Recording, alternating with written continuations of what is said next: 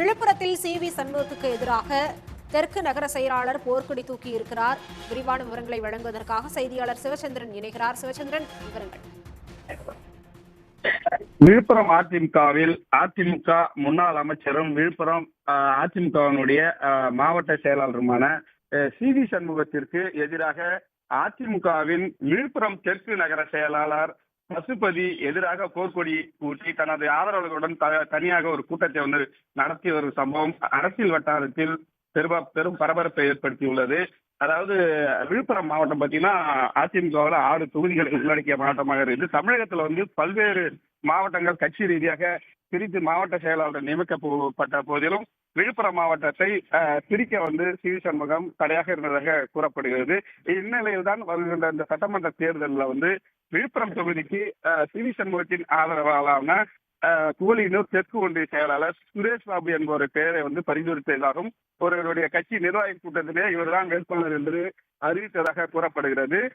இதற்கு எதிர்ப்பு தெரிவித்துதான் சீட்டு ஏற்கனவே 2 முறை, ஒரு முறை பாமக, ஒரு முறை அதிமுக என்று தோல்வியடைந்த தற்போதைய விழுப்புரம் நகர தெற்கு நகர செயலாளர் பசுபதி தான் அந்த சீட்டுக்கு எதிர்பார்த்து இருந்தார். அதனால் இவருக்கு சீட்டு இல்லை என்ற உடனே ஏன்னா அவர் பார்த்தீங்கன்னா உடையார் சமூகத்தை சேர்ந்தவர் சுரேஷ் பாபு, இவர் வன்னியர் சமூகத்தை சேர்ந்தவர்.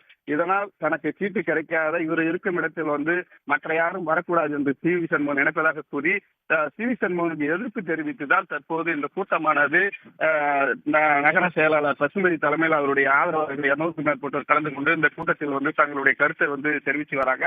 இந்த கூட்டத்தில் பேசிய பசுபதி, அதாவது நகர செயலாளர் பசுபதி, இந்த மாவட்டத்தை பிரிக்க விடாமல் இருப்பதற்கு காரணமே சண்முகம் தான். அவர் மட்டுமே எம்எல்ஏவாக இருக்கணும்னு நினைக்கிறாரு.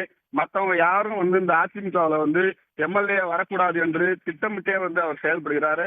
குறிப்பாக பாத்தீங்கன்னா இவர் இப்ப மாநிலங்களவை உறுப்பினராக இருக்காரு. அந்த மாநிலங்களவை நிதி கூட பாத்தீங்கன்னா அவர் தற்போது நிற்பதற்கு தயாராக உள்ள மயில தொகுதிக்கு மட்டுமே அதிக அளவு பணத்தை செலவிட்டு இருக்காரு. மேலும் மற்ற வெளி மாவட்டங்களுக்கு கூட செலவிட்டு. ஆனால் விழுப்புரம் மாவட்டத்தின் தலைமையிடமான விழுப்புரம் தொகுதியில ஒரு பைசா கூட அவருடைய நிதியிலிருந்து இந்த தொகுதிக்கு ஒதுக்கீடு செய்யவில்லை. அந்த அளவுக்கு கட்சிக்குள்ளேயே ஒரு பாராமுகமாக தொடர்ந்து செயல்பட்டு வரார். மாவட்டத்தையும் பிரிக்க விடாமல் தான் மட்டும்தான் மாவட்ட செயலாளராக இருக்க வேண்டும் என்று அவர் நினைத்தது மட்டும் செயல்படுத்தி வருகிறார். இதற்கு எதிர்ப்பு தெரிவித்துதான் நாங்கள் தற்போது தீவிரமாக ஆலோசனை இந்த கூட்டத்தை நடத்தி வரும். அவருடைய ஆதரவாளர்களுடைய தங்களுடைய கருத்துக்களையும் கேட்டு வருகிறார். இதை அந்த கூட்டத்திலே அவர் பேசியதை நாம் பார்த்தோம் பரபரப்பாக. ஏன்னா மாவட்டத்தை பிரிக்க வேண்டும், அவரை மாற்ற வேண்டும் என்று வெளிப்படையாக அவர் பேசியது அதிமுக அரசியல் வட்டாரத்தில் பெரும் பரபரப்பை ஏற்படுத்தி வருகிறது.